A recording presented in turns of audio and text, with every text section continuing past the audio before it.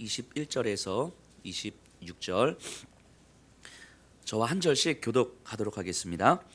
이삭이 그의 아내가 임신하지 못함으로 그를 위하여 여호와께 간구하매 여호와께서 그의 간구를 들으셨으므로 그의 아내 리브가가 임신하였더니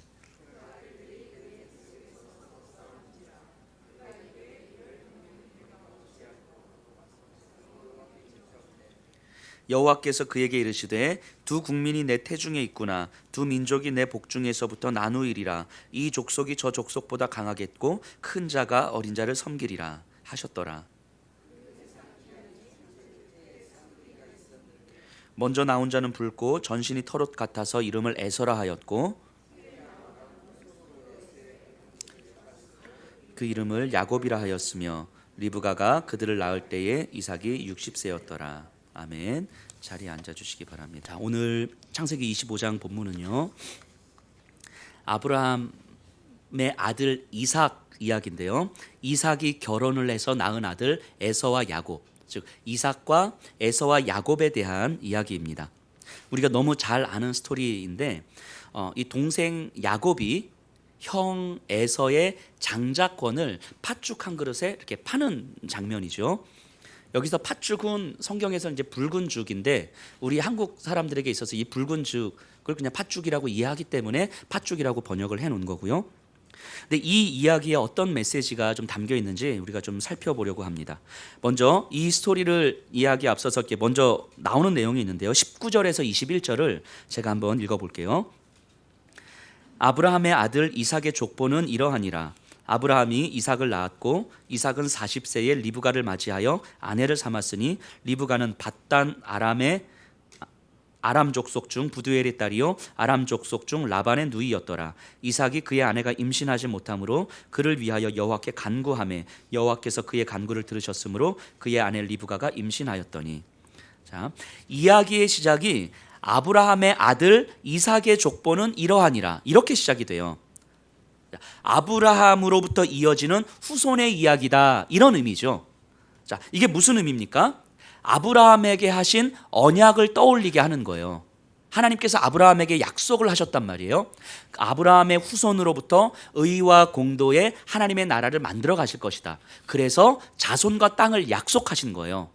그럼 이삭의 족보를 이야기하는데 아브라함에게 하신 언약이 이루어지는 장면이다라고 지금 성경은 이해하고 있는 거죠. 이삭의 자녀들은 아브라함의 언약의 자손이다, 이 의미로 읽으라는 거예요. 자, 언약의 자손이라고 하는 건 하나님의 전능하심, 즉 하나님께서 하신 약속은 하나님 당신의 이름을 위해서 하나님께서 이루어 가시죠. 그러니까 이 언약의 약속, 언약의 자손이라고 하는 의미는 이거는 이삭과 에서와 야곱의 이야기가 아니라 하나님의 약속을 이루어 가시는 하나님의 이야기이다, 이렇게 읽으라는 이야기예요. 이렇게 이 본문은 심지어 이삭의 아내 리브가가 임신을 하지 못해요. 자, 누가 생각이 납니까? 우리 앞에서 창세기 계속 공부하고 있죠. 사라. 자, 이 임신을 하지 못한다는 건 결국 하나님의 간섭하심을 기다릴 수밖에 없는 상황을 의미하는 거예요. 자, 야곱의 아내 라헬이 그랬고요, 사무엘의 어머니 한나가 그랬고요, 세례 요한의 어머니 엘리사벳이 그랬죠. 이 임신하지 못하는 상황, 불임의 상황은 하나님의 간섭하심을 기다릴 수밖에 없는 상황이고, 그래서 낳은 아들은 귀한 아들이 아니라 하나님의 약속을 이루는 아들이라는 의미인 거죠. 즉 이 리브가의 임신하지 못하는 상태는 이 19장 아브라함의 아들 이삭의 족보를 설명하는 것과 연결해서 하나님의 이야기이다. 그래서 이 이하의 이야기를 하나님의 이야기로 들어라, 이렇게 지금 시작하고 있는 거예요. 자, 어쨌든 야곱이 기도를 했고 하나님이 응답을 주셔서 임신을 하게 됐는데 쌍둥이에요. 자, 22절 23절 제가 읽어볼게요. 그 아들들이 그 태 속에서 서로 싸우는지라 그가 이르되 이럴 경우에는 내가 어찌할꼬 하고 가서 여호와께 묻자온데 여호와께서 그에게 이르시되 두 국민이 내 태중에 있구나. 두 민족이 내 복중에서부터 나누이리라. 이 족속이 저 족속보다 강하겠고 큰 자가 어린 자를 섬기리라 하셨더라. 자, 태 속에서 서로 싸웠다고 하는데 이게 엄청 움직이니까 이 산모가 이렇게 아픈 거예요. 힘이 든 거예요. 그러니까 하나님이 분명히 응답을 주셔서 임신을 했는데 이 상태가 지금 너무 힘든 거예요. 애기 엄마 입장에서 보면. 그래서 참다가 하나님 앞에 간 거죠. 하나님, 제가 너무 힘든데 이거 어떻게 해야 됩니까? 라고 이야기를 했더니 하나님이 말씀하시는 거예요. 두 가지를 말씀하시는 거죠. 내 뱃속에 두 국민이 있는데 이들이 서로 나누이리라. 이 나누인다는 말은 서로 싸운다는 이야기죠. 두 국민이 있는데 서로 싸울 것이다. 그다음에 두 번째는 뭡니까? 큰 자가 어린 자를 섬길 것이다. 이 두 가지를 지금 말씀하시는 거예요. 지금 23절에서. 자, 그리고 나서 24절에서 26절이에요. 그 해산 기한이 찬즉 태의 쌍둥이가 있었는데 먼저 나온 자는 붉고 전신이 털옷 같아서 이름을 에서라 하였고 후에 나온 아우는 손으로 에서의 발꿈치를 잡았으므로 그 이름을 야곱이라 하였으며 리브가가 그들을 낳을 때에 이삭이 60세였더라. 이리에서 에서와 야곱이 태어납니다. 그리고 나서 이제 팥죽 사건이 이어지는 거예요. 자, 팥죽 사건을 간략하게 제가 설명을 드리면 야곱과 에서가 이제 성장을 했어요. 에서는 사냥을 하는 사람이고요. 야곱은 가정에서 뭐 책도 보고 가사일도 돕고 뭐 이런 사람이었던 것 같아요. 에서가 어느 날 사냥을 하고 왔는데 너무 배가 고픈 거예요. 근데 마침 야곱이 이제 죽을 끓이고 있었어요. 붉은 죽을. 그랬더니 야, 너 그 팥죽 나 좀 줘라. 이 야곱이 그럼 형의 그 장자의 권리를 명분을 나한테 팔면 내가 죽을 줄게.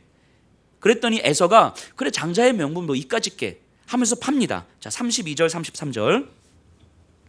에서가 이르되 내가 죽게 되었으니 이 장자의 명분이 내게 무엇이 유익하리요? 야곱이 이르되 오늘 내게 맹세하라. 에서가 맹세하고 장자의 명분을 야곱에게 판지라. 그게 팔아요. 그리고 이제 이 이야기가 마무리가 됩니다. 근데 이 사건에서 오늘 우리가 주목할 내용은 23절이에요. 23절. 다시 한번 제가 23절 읽어볼게요. 여호와께서 그에게 이르시되 두 국민이 내 태중에 있구나. 두 민족이 내 복중에서부터 나누이리라. 이 족속이 저 족속보다 강하겠고 큰 자가 어린 자를 섬기리라 하셨더라. 즉 에서와 야곱 두 쌍둥이인데 이 둘이 서로 두 나라를 만들 것인데 두 나라는 서로 싸울 것이다. 그런데 큰 자가 어린 자를 섬길 것이다. 이 두 가지 말씀을 지금 하고 있단 말이에요. 이 이후에 나오는 팥죽 사건은 이 에서와 야곱의 싸움의 발단이 되는 사건이에요. 에서를 조상으로 하는 에돔 족속과 야곱을 조상으로 하는 이스라엘 족속은 이후에도 계속 싸움의 관계에 있지 않습니까? 자, 그럼 이거는 어찌 보면 형제의 난이잖아요. 형제의 난, 이 가족의 난 싸움이잖아요. 근데 이 창세기를 보면 이 가족 사이의 갈등은 그렇게 낯선 이야기가 아닙니다. 자, 에서와 야곱에게서 처음 나오는 이야기가 아니에요. 아담과 하와가 아들을 낳아요. 가인과 아벨을 낳죠. 이 가인과 아벨 사이의 갈등으로부터 시작이 됩니다. 이 가인과 아벨 사이의 갈등은 이후의 모든 갈등을 예고하고 있는 거거든요. 노아의 아들은 셈 야벳 그리고 함과의 갈등이 있었고요. 아브라함과 조카 롯의 갈등이 있었고 이삭과 이스마엘의 갈등이 있었고요. 그리고 지금 에서와 야곱의 갈등이 있고 우리가 앞으로 살펴보겠지만 야곱과 그의 삼촌 라반의 갈등이 있었고 그리고 야곱의 12아들 중에서 형들과 요셉의 갈등이 있었죠. 창세기는요 처음부터 마지막까지 형제의 난, 가족의 난으로 점철되어 있어요. 이것이 우연히 이루어진 것이 아니고 이 가족들의 싸움이 의도적으로 계속 배치되어 있는 거죠. 왜냐하면 이것은 창세기 3장에서 이미 예고되어 있었던 거거든요. 창세기 3장 15절에서 이렇게 나오죠. 내가 너로 여자의 원수가 되게 하고 내 후손도 여자의 후손과 원수가 되게 하리니. 자, 뱀이요. 사단이 뱀을 통해서 하와를 꼬시죠. 그래서 선악과를 따먹게 하는 거예요. 그래서 아담까지 다 따먹어요. 이에 대해서 하나님께서 나타나셔서 말씀하시는데 뱀을 향하여서 너로 여자의 후손과 원수가 되게 하고 여자의 후손과 너의 후손은 끊임없이 싸울 것이다. 이 얘기를 하고 있는 거죠. 즉, 이 땅에 하나님의 구원의 역사를 이루어가는 데 있어서 하나님의 선택과 선택하지 않는 이 세계 사이에서는 싸움은 불가피하다고 이야기하는 거예요. 이 갈등이 가인과 아벨로 나타났고 아브라함과 롯으로 나타났고 에서와 야곱으로 나타났고 이삭과 이스마엘로 나타났고 형들과 요셉으로 나타나는 거죠. 그리고 이 창세기의 저자 모세는요 이 싸움이 계속해서 이어지다가 요셉 이야기에서 이 싸움이 마무리가 된다고 보고 있는데요. 그래서 이 연속되는 싸움들 뒤에 있는 하나님의 이야기를 표현하기 위해서 요셉의 말로 마무리를 하는데 창세기 50장 20절 우리 한번 찾아볼까요? 이 50장 20절은 단순하게 요셉에 해당되는 이야기가 아니라 창세기에서 계속해서 이루어졌던 이 싸움에 대한 마무리예요. 싸움에 대한 마무리. 50장 20절 제가 한번 읽어볼게요. 당신들은 나를 해하려 하였으나 하나님은 그것을 선으로 바꾸사 오늘과 같이 많은 백성의 생명을 구원하게 하려 하셨나니.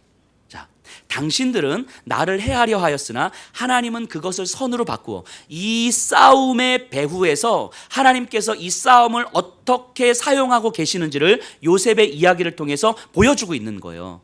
그러니까 가인과 아벨의 싸움도 형 가인이 동생 아벨을 죽인 사건 단순하게 이것이 아니라 이 사건 뒤에서 하나님은 그 싸움을 바꾸어 선으로 가인은 아벨을 해하려 했으나 하나님은 그것을 선으로 바꾸어 이렇게 연결이 되는 거죠. 이스마엘은 이삭을 해하려 하였으나 하나님은 그것을 선으로 바꾸어 에서는 야곱을 해하려 했으나 하나님은 그것을 선으로 바꾸어 요셉의 형들은 요셉을 해하려 하였으나 하나님은 그것을 선으로 바꾸어 이 창세기에서 이루어지는 모든 싸움들의 뒤에서 하나님께서 그 싸움을 어떻게 움직여 가셨는지를 보여주는 그 마무리되는 언급이 바로 창세기 50장 20절의 말씀이란 말이죠.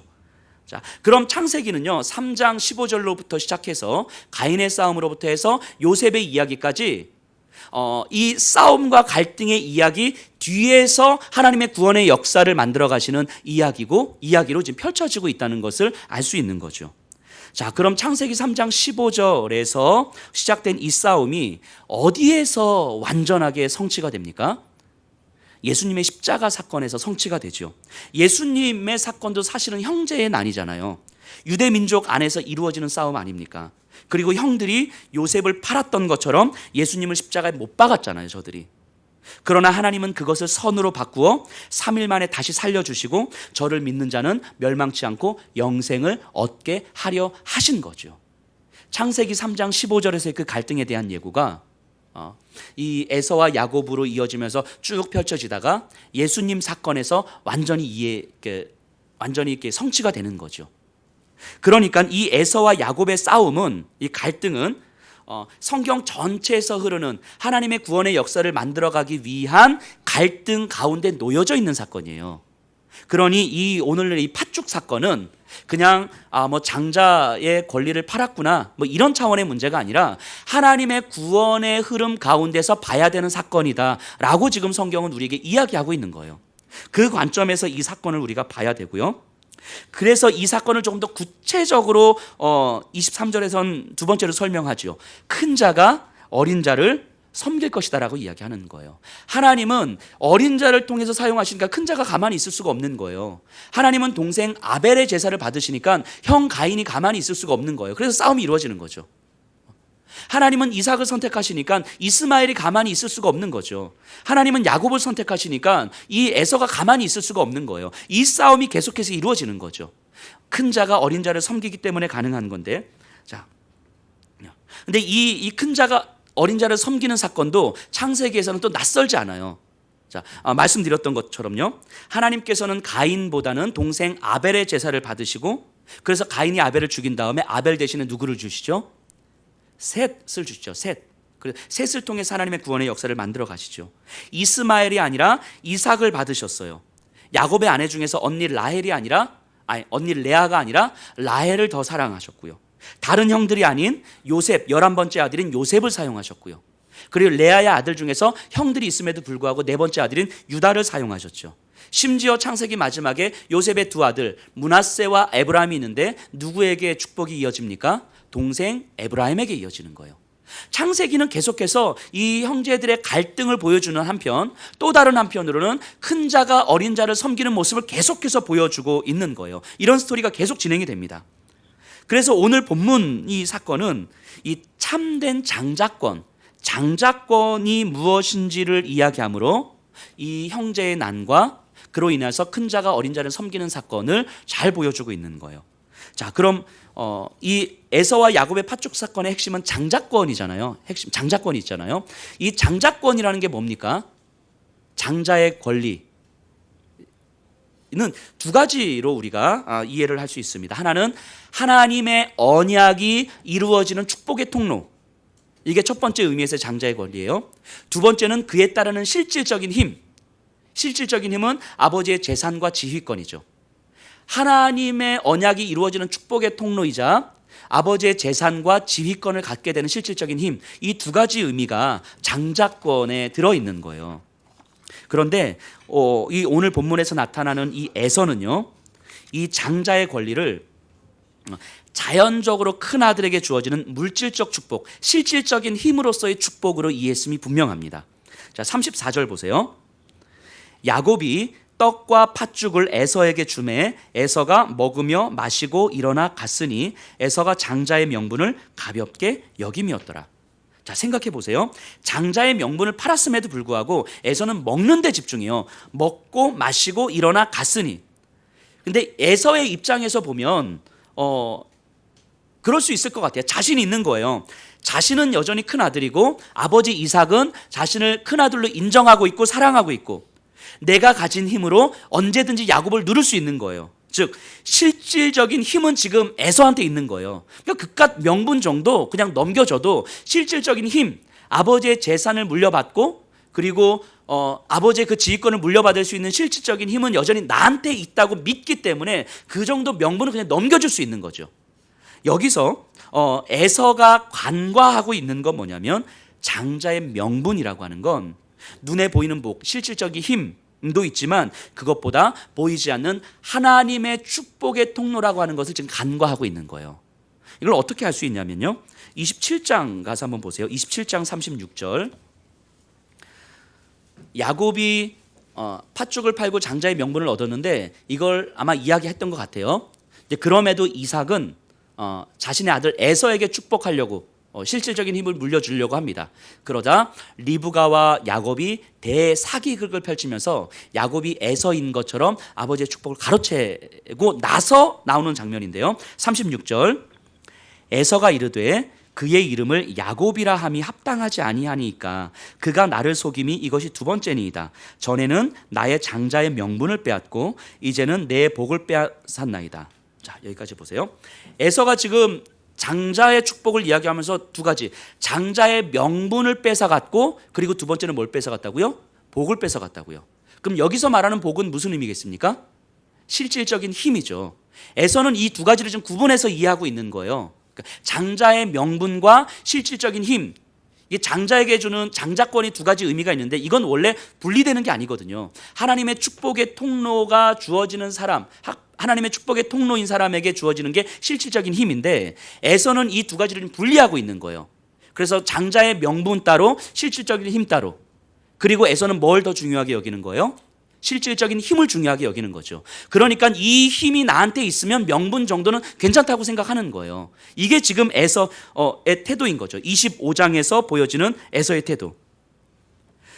이 자신의 실질적인 복만 있으면, 그래서 통제 가능한 힘, 나를 통제하고 다른 사람을 통제할 수 있는 이 아버지의 재산과 지휘권만 내가 상속하면 나는 그걸로 충분합니다. 이게 지금 에서의 입장이라고요.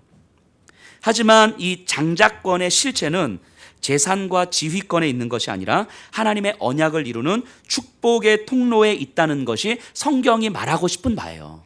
장자권의 핵심은 그 실질적인 힘, 물질에 있는 것이 아니라 하나님의 언약이 이루어지는 축복의 통로에 있는 것이다. 이게 장자권의 핵심이다라는 거예요. 그래서 참된 장자권, 하나님의 자녀로서 하나님의 상속자가 되는 권한은 자연적 권리가 아니라 오직 하나님의 특별한 은혜 아래서만 주어지는 권리예요. 그래서 원래 장자의 권리가 없는 어린 자를 선택하셔서 장자의 권리가 있다고 생각하는 큰 자를 부끄럽게 하시는 하나님의 일하심, 그 은혜를 오늘 본문은 보여주고 있는 거죠.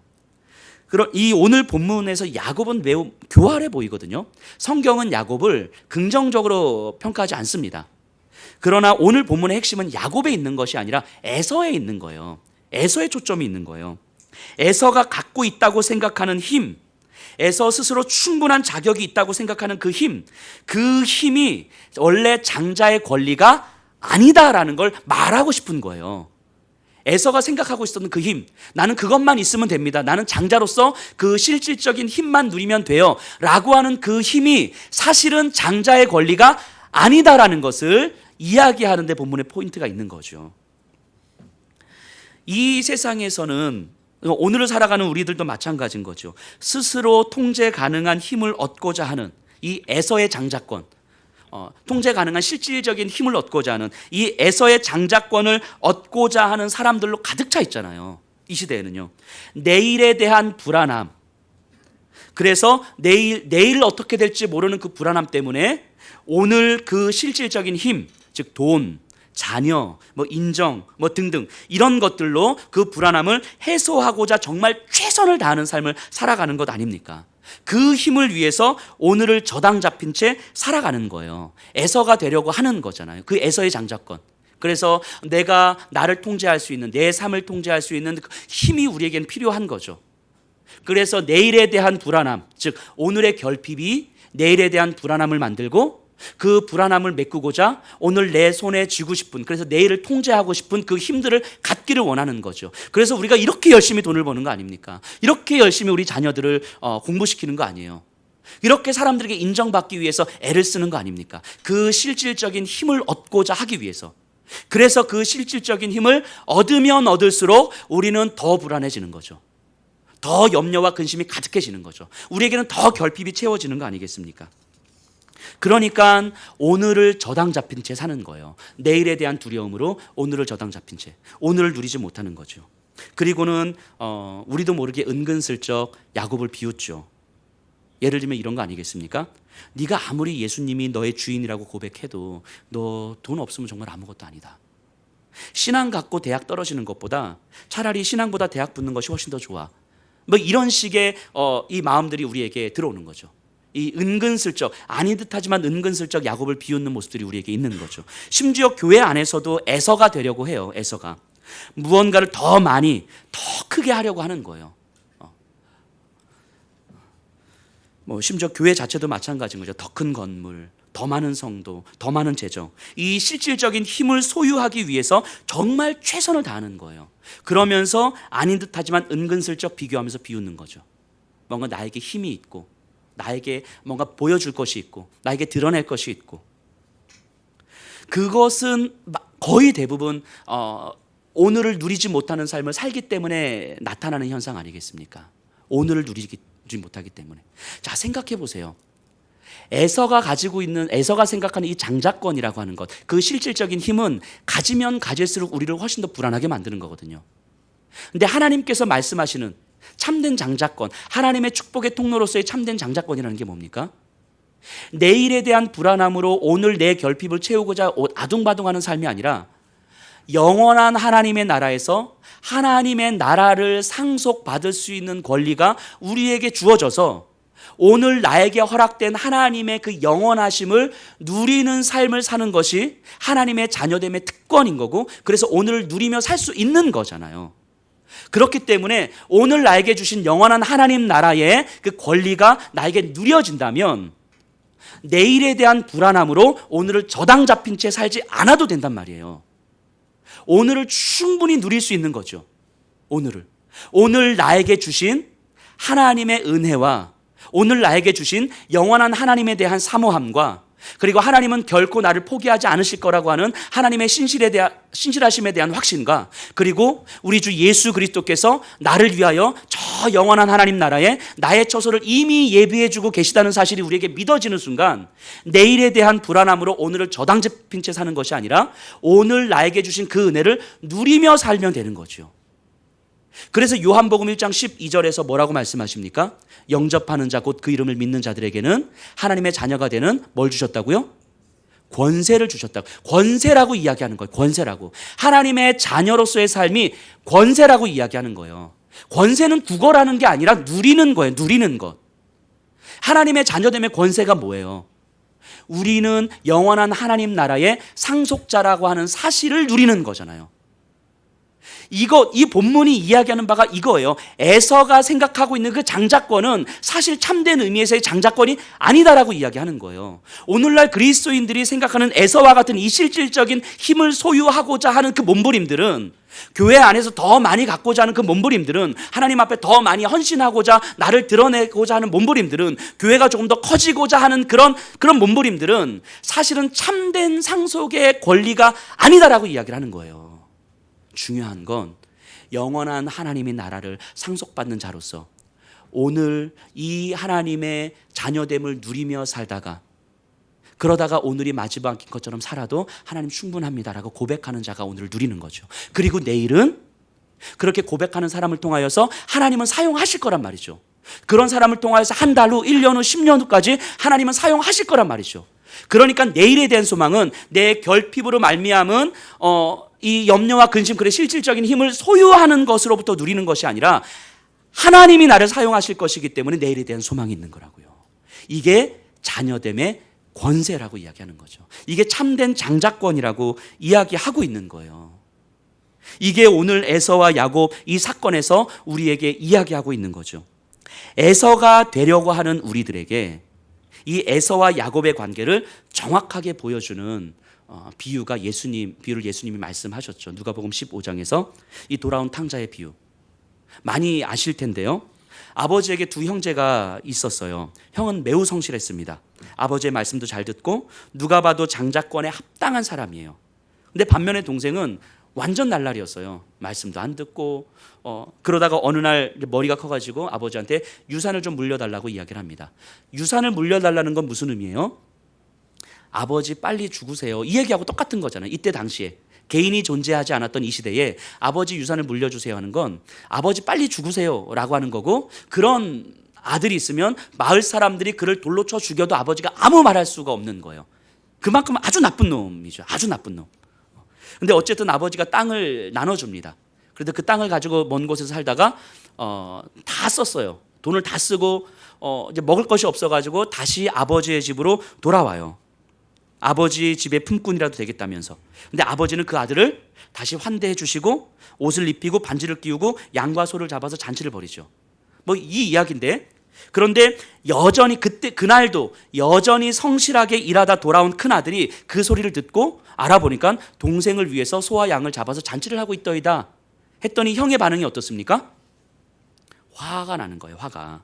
내가 이제까지 아버지 옆에서 군소리도 안 하고 누구보다도 성실하게 일했는데 나를 위해서 잔치를 벌이지도 않으셨으면서 어찌 저 나쁜 놈을 위해서 잔치를 벌입니까? 라고 씩씩대는 거예요. 그리고 생각해 보세요. 동생은 자기 것 다 가져갔잖아요. 그럼 아버지한테 있는 남은 모든 건 다 누구 거예요? 내 거잖아요. 지금 동생한테 잡고 있는 소와 양은 누구 거예요? 내 거잖아요. 내 거. 그러니까 나는 아버지의 남은 재산을 다 받을 자격이 있고, 그리고 이제까지 그렇게 충분히 성실하게 일했고, 그리고 누가 봐도 이젠 저건 내 건데 그걸 동생한테 나눠주잖아요. 아까운 거예요. 분노가 나는 거죠. 화가 나는 거죠. 형은요, 장자권을 지키기 위해서 누구보다도 열심히 일했어요. 누구보다도 순종했습니다.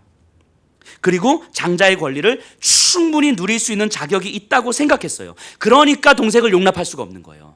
그러니까 나는 충분히 장자의 권리가 있고 자격이 있고 너는 아무 자격도 없다고 이야기하는 거예요. 근데 네가 왜 내 걸 뺏어가? 동생을 용납할 수가 없는 거예요. 그래서 분을 내고 있는 거죠. 자, 예수님은요, 이 본문을 통해서 형이 주목하고 있는 장자권, 형이 생각하고 있는 장자권, 여기에 지금 주목하고 계시는 거예요. 형이 생각하는 장자권, 사실 그건 장자의 권리가 아니다라고 이야기하는 거예요. 형이 생각하는 그 장자권은 장자의 권리가 아니다. 장자의 권리가 아닌데 장자의 권리라고 갖고 있기 때문에 동생을 용납하지 못하는 거잖아요.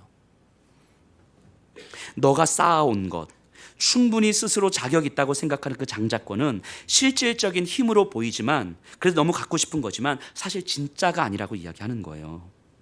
참된 장자권은 오직 하나님의 은혜로만 자녀의 자리로 와야 가능하다고 이야기하는 거죠. 그 동생 돌아온 탕자가 뭐 잘했다라고 이야기하는 게 아니에요. 그래서 이 돌아온 탕자의 비유를 들으면서 그렇게 성실하게 일했던 형보다 하나님 저도, 목사님 저도 좀 놀다 오겠습니다. 이런 걸 이야기하는 게 아니란 말이죠. 그러니까 형의 생각하는 그 장자권은 사실은 장자권이 아니다라고 이야기하는 것이고, 이 장자권의 참된 의미는 아무 자격 없는, 스스로도 자격 없다고 생각하는 그런 자에게 주시는 은혜라고 이야기하는 거예요. 여기에 포인트가 있는 거죠. 그런데 우리는 이 형의 장자권을 갖고 싶은 거예요. 그래서 열심히 헌신하고 열심히 순종하고 열심히 헌금하고 열심히 섬기고 그러면서 내가 하나님의 은혜를 받을 자격이 있다고 생각하는 거죠. 에서의 장자권, 형의 장자권을 갖고 싶은 거죠. 이러면서 그래도 내가 하나님 앞에 축복을 받을 만하지라고 하는 심정적 안정감을 누리고 싶은 거죠. 신앙 안에 있으면서도, 교회 안에 있으면서도 이 정도 하면 하나님께서 나에게 저주를 내리진 않으실 거고 특별하게 뭐 한 100억대 재산은 주시진 않겠지만 우리 자녀들이 그래도 대학은 떨어지지 않을 것 같고 뭐 취업은 할 것 같고 결혼을 할 것 같고 내가 이렇게 공덕을 쌓았는데 이런 어떤 이런 결핍으로 말미암은 하나님의 은혜를 기대하면서 살아가는 거죠. 이게 형이 생각하는 장자권이잖아요. 에서가 생각하는 장자권이잖아요. 장자권은 그런 것이 아니다라고 이야기하는 거예요. 어느 누구도 그것을 받을 자격이 없다라고 이야기하는 거예요. 그리고 스스로도 아무 자격이 없다라고 인정되어지는 그 사람에게 주어지는 것이 하나님의 장자권이다라고 이야기를 하는 거죠. 오늘 팥죽 사건은요, 이 사건을 통해서 하나님께서 하시는 말씀은 오직 하나님의 은혜로만 가능한 참된 장자의 권리, 하나님 자녀의 권리, 하나님 자녀의 자리는 이 세상에서 실질적인 힘을 소유하려 하면 할수록 그 힘을 누리려고 하면 할수록 멀어질 수밖에 없다는 것을 이야기하는 거예요. 자, 실질적인 힘을 갖는 게 나쁘다라고 이야기하는 게 아니에요. 그 힘을 갖는 것이 내 삶의 이유가 되는 거예요. 그 힘을 갖는 것이. 그래서 그 힘을 조금 더 가지려고 하면 할수록 그 힘으로 내 삶을 만들어 가려고 하면 할수록 하나님의 참된 장자권으로부터는 멀어진다라는 것을 보여주고 있는 거죠. 자, 에서가 되려고 하는 삶, 보이지 않는 하나님의 약속을 누리는 것보다 실질적인 힘을 소유하려고 하는 삶, 신앙에 있어서도 보이는 것에 집중하려고 하는 삶, 이것에 대해서 오늘 이 에서의 팥죽은 이야기하고 있는 거죠. 그래서 이 본문을 통해서 우리에게 주시는 하나님의 그 참된 장자권, 하나님의 자녀로서 누리는 참된 그 상속의 권세가 무엇인지를 분명하게 우리 보고 이해하라고 말씀하시는 거예요. 오늘 이 예배를 준비하면서 저희가 두 번째 2주년 맞는 날이잖아요. 그래서 지난 2년을 한번 쭉 돌아보고 그리고 처음 예배 드렸던 2016년도 1월 3일 예배를 한번 생각해 봤어요. 제가 개척하고 나서 한 몇 주 후에 이 강대상에 대한 이야기를 했던 기억이 나요. 제 강대상 이쁘죠? 이 강대상 80만 원 주고 했거든요. 이게 저는 되게 이쁘다고 생각을 했어요. 근데 하고 나서 한 2주 후에 제가 하나님 앞에 엄청 회개를 했어요. 왜냐하면 제가 처음에 이제 개척을 하기 전에 이제 기도를 하면서 하나님 필요하면 뭐 이것저것 하겠지만 이 공간과 이런 것들에 불필요하게 재정을 쓰지 않겠습니다. 이런 마음을 먹었거든요. 그래서 사실은 한 15,000원짜리 이 보면대 이렇게 놓고 이렇게 하려고 그랬었어요. 그런데 제가 이 강대상을 보는데 이게 너무 이쁜 거예요. 개척하기 전에 제가 이것저것 많이 보게 되잖아요. 근데 이걸 보는데 이 강대상을 보는데 너무 이쁜 거예요. 그리고 여기 예수평학교도 새겨준대요. 그래서 이 사이즈가 이것보다 조금 더 작은 게 있고 더 큰 게 있었는데 이게 중간 사이즈여서 그래서 이게 너무 와 이게 우리 교회 강대상으로 있으면 좋겠다는 생각이 확 들어왔어요. 그래서 그냥 샀어요. 이게 해서 제작한 거거든요. 이게 샀어요. 그리고 처음에 저희 교회 처음에 놀러 오신 지인분들에게 놀러 오잖아요. 제가 제일 먼저 강대상을 보여줬어요. 강대상 되게 이쁘지 않냐고 막 보여줬어요. 그리고 한 2주 정도 지났을까? 하나님 앞에 너무 회개가 되는 거예요. 너무 제가 이 강대상을 구입하기 한 2주 정도까지 제가 헷가닥 한 거죠. 이렇게 순간 헷가닥 해서 이 80만 원이면 이 15,000원짜리 아니면 조금 더 써서 한 25,000원짜리 보면들을 써도 이 80만 원이면 쓸 수 있는 데가 너무 많거든요. 이렇게 우리 선교사님들에게 보낼 수도 있고 이 지역에 쓸 수 있는 데가 너무 많거든요. 근데 그 시간 동안 제가 살짝 헷가닥 해가지고 이게 너무 이뻐서 샀는데 제 안에 보여주고 싶은 마음이 있는 거예요. 우리 교회 좀 더 이쁜 거 있어, 우리 교회 이런 거 있어라고 보여주고 싶은 마음이 있는 거죠. 그런데 2주 정도가 지나면서 이게 하나님 앞에 너무 죄송한 거예요, 제가. 그래서 엄청 회개를 했습니다. 그래서 그때 제가 주일 예배 때 이 강대상에 대한 이야기를 했던 기억이 납니다. 그래서 그 이후로 제가 강대상을 보면서 그 생각을 합니다. 하나님 있으면 좋지만 굳이 없어도 되는 것들이라면 하나님 사용하지 않겠습니다. 이 강대상을 보면서 제가 그런 생각을 해요. 계속. 그래서 안 그러려고 나름 애를 쓰면서 지금까지 오고 있는데 혹시 또 어떻게 비춰질지 모르겠지만 하나님 반드시 필요한 건 하겠지만 있으면 좋아도 없어도 되는 것들은 하나님 굳이 저희들이 재정을 쓰지 않겠습니다. 이것이 저에게 있어서 실질적인 힘이었던 거죠. 보여주고 싶은 마음, 우리 교회가 이렇다라는 걸 드러내고 싶은 것, 이게 제가 갖고 있는 실질적인 힘 아니겠습니까? 저희가 개척하고 나서요 1월부터 4월까지요 새 가족이 한 명도 없었어요. 진짜로. 처음에 개척할 때 시작하셨던 우리 성도님들로 계속 예배를 드렸어요. 4월 달까지 왔다 가시는 분들은 계셨지만 등록하시는 분들이 한 사람도 없는 거예요. 제가 엄청 기도하고요 엄청 전도했습니다. 혼자서 막 다니면서 거의 매일 다니면서 이 상가 다 다니고 뭐 아이들 만나고, 그러다 만나다 보니까 어떤 아이들을 뭐 계속 만났던 애들 또 만나고 만났던 애들 또 만나고, 애들은 좀 오는데 정작 한 명이 안 오는 거예요. 제가 엄청 전도했는데 왜 이렇게 전도했겠습니까? 자리 채우려고 전도했겠죠. 근데 저는 자리 채우려고 전도합니다 라고 하면 너무 속물처럼 보이니까 제가 이 자리가 채워져서 이 자리에서 예배드리는 사람들이 하나님의 참된 예배자로 서기를 원합니다 라고 말을 했던 거죠. 그러니까 성도님들 다 속았죠. 다 속았죠. 사실은 제 안에 이 자리를 채우고 싶은 마음이 더 큰 거죠. 자리를 채우고 싶은 마음이. 그래서 엄청 전도했어요. 왜냐하면 불안했거든요. 정말. 제가 개척하기 전에 같이 기도 모임을 하셨던 분들에게 이런 말씀을 드린 기억이 있거든요. 하나님 개척을 하고 목회를 하는데 성도님들이 안 계셔서 월세를 못 내고 관리비를 못 내고 뭐 교회 운영이 안 되고 이런 상황이 오면 하나님 저 정말 견딜 수가 없을 것 같아요. 그럼에도 불구하고 그런 상황이 와도 아멘 할 수 있는 힘을 주세요 라고 그렇게 기도를 했거든요. 근데 진짜 그런 상황이 오는 것 같아서 진짜 그런 상황이 오는 것 같아서 막 불안한 거죠 제가. 그래서 엄청 다니면서 전도를 했어요. 막 그렇게 제가 그런 마음이었던 거 모르셨죠. 되게 거룩한 척 오셨죠. 그런데 제가 5월 달에 제가 혼자서 이렇게 새벽에 이제 기도를 하는데 하나님이 이런 마음을 주시는 거예요.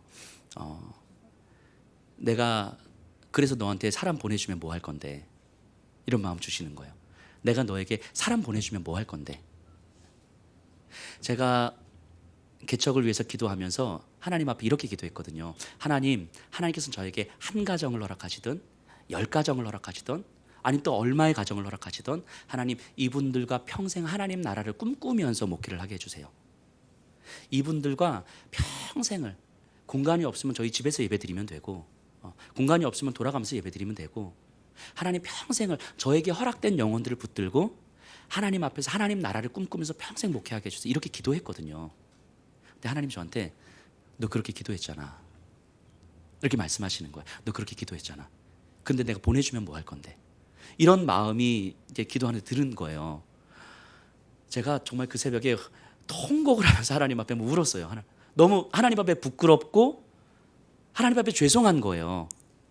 제가 지난 4개월 동안 하나님 앞에서 제가 나름 제 스스로 나름 건강한 생각을 갖고 있는 목회자고, 그래 나름 목회를 잘할 수 있는 목회자라고 생각을 했고, 하나님 성경적으로 내가 교회를 운영할 것이고 성경적으로 목회를 할 것이고 성경적으로 내가 설교를 할 것이고, 이런 생각들을 제가 하면서 왔거든요. 개척 준비하면서도 그런 생각이 있었고, 목회 지난 4월 처음 개척하고 4개월 동안 목회하면서도 그런 생각이 있었거든요. 그럼에도 불구하고 제 안에 그런 마음들이 어느 순간 저도 모르게 싹 사라지는 거죠. 그리고 저도 실질적인 힘을 갖고 싶었던 거예요. 실질적인 힘을. 저도 사람들에게 우리 교회가 새 가족 한 명도 없었어요 라고 말하는 게 너무 부끄러운 거예요. 제 동기 목사님들에게, 주변의 사람들에게 우리 4개월 동안 개척했는데 새 가족 한 명도 없어요 이렇게 말을 못 하겠는 거예요. 저도 우리 교회에 사람들이 많이 오고 있어요, 우리 교회 영적으로 성장하고 있어요, 양적으로 성장하고 있어요, 이런 걸 기대하는 거죠. 나름 건강하게 목회하니까, 성경적으로 목회하니까, 하나님께서 물량주의를 추구하지 않으니까, 목회자가 탐욕을 부리지 않으니까 하나님께서 축복을 주셔서 이렇게 성장했고 이렇게 부흥했습니다라는 것을 나도 간증하고 싶은 거예요. 이게 실질적인 힘이었죠. 건강한 목회자, 부흥하는 교회의 목회자, 내 욕심이 드러나지 않은 듯 하지만 드러내고 싶은 그런 목회자가 되고 싶은 욕망, 이게 제가 가지고 있었던 실질적인 힘이었던 거죠. 이게 에서의 장자권이었던 거죠. 저에게도. 그런데 하나님이 그 5월 달에 기도를 통해서 말씀해 주시면서 제가 정말 엉엉 울었어요. 엉엉 울었어요. 그래서 하나님께서 저에게 허락한 이 귀한 영혼들을 붙들고 그때부터 제자 훈련을 시작했어요. 그래서 그때부터 제자 훈련을 시작해서 기도하고 지금까지 오고 있는 거예요. 하나님, 이분들이 하나님 나라의 충분한 일꾼이 될 때까지 하나님 나에게 허락된 모든 소유가, 이것이 재정이든 시간이든 자녀든 내 생명이든 하나님께서 나에게 허락한 모든 것들이 내 것이 아니라 다 하나님의 것입니다라고 하나님께 내어드릴 그날까지 하나님, 우리 성도님들이 하나님 앞에서 훈련받게 해주십시오. 거기에 내 생명을 걸겠습니다. 거기에 내 사활을 걸겠습니다. 이렇게 기도를 했어요. 그리고 2년이 지났어요. 지금까지 온 거죠. 지난 2년을 이렇게 쭉 돌아보면서 제가 가지고 있었던 내가 그렇게 가지고 싶었던 그 실질적인 힘들, 그 에서의 장자권, 그 형의 장자권, 내가 충분히 하나님의 축복과 하나님의 부흥의 역사를 누릴 자격이 있다고 생각했던 내 안에 스스로 생각했던 그런 모습들, 하나님은 그것들을 깨트리는 시간이 지난 2년의 시간이었던 것 같아요. 내 힘을 빼는 시간이 지난 2년의 시간이었던 것 같아요. 그리고 앞으로도 더 많이 빼가실 겁니다. 더 많이 빠질 게 많이 있겠죠. 그리고 이 말씀을 기도하면서 우리 성도님들을 좀 생각하면서 기도했습니다. 저는 마찬가지라고 생각합니다. 저에게 저의 힘을 아무리 하나님의 이름과 예수 그리스도의 이름으로 포장을 했어도 그럼에도 불구하고 내 안에 가지고 있었던 그 실질적인 힘을 향한 그 욕망들, 하나님께서 그것들을 건드려 가셨던 것처럼, 그래야 하나님의 참된 상속자로서의 자녀의 권세를 누릴 수 있는 것처럼, 그것을 보면서 하나님께서 결코 나를 포기하지 않으시는구나 라고 내가 스스로 확신하면서 고백하고 있는 것처럼 우리 성도님들에게도 그렇게 하나님 역사해달라고 기도하게 되는 거예요. 우리가 그렇게 갖고 싶었던 그 실질적인 힘들, 이것이 있어야 내가 좀 더 안전하다고 생각하는 그 실질적인 힘들, 하나님 그것 때문이 아니라 하나님 그것을 갖고자 하는 욕망들을 깨트려 주시고, 그것이 깨어져야 영원한 하나님 나라에서 하나님께서 허락하시는 그 상속의 권리가 내 안에 가득 채워짐으로 그것으로 오늘을 충분히 누릴 수 있는 삶을 살게 하시고, 그렇기 때문에 나에게 허락된 모든 것들이 내 것이 아니라 하나님의 것이기에 하나님께서 하나님의 이유로 사용하라고 잠시 맡긴 거라는 걸 고백하기에 하나님, 나에게 있는 모든 것들을 하나님 앞에 드리겠습니다. 이걸 헌금 많이 해라 이렇게 들으시면 안 돼요. 그게 아니라 내 삶에 있는 모든 것들이 하나님의 나라를 위해서 사용되어질 것들입니다. 그리고 이렇게 내어줄 그날까지 하나님, 우리 성도님들을 한 사람 한 사람 이렇게 만지시고 훈련시키시고 끌고 가 주십시오. 그렇게 훈련되어지는 나를 바라보건대 하나님, 나를 포기하지 않으시는구나. 하나님, 나를 자녀 삼아 주신 것이 맞구나. 우리 주님 나라 갈 때까지 내가 이 훈련과 연습의 과정을 통해서 예수 그리스도를 닮아가겠구나. 이 소망으로 오늘을 살게 해 주십시오. 이렇게 기도를 하게 됩니다. 저와 함께 이 공동체를 통해서 하나님께서 우리를 어떻게 만들어 가시는지를, 그 하나님을 향한 소망으로 우리 내일을 기대하는 삶을 살았으면 좋겠습니다.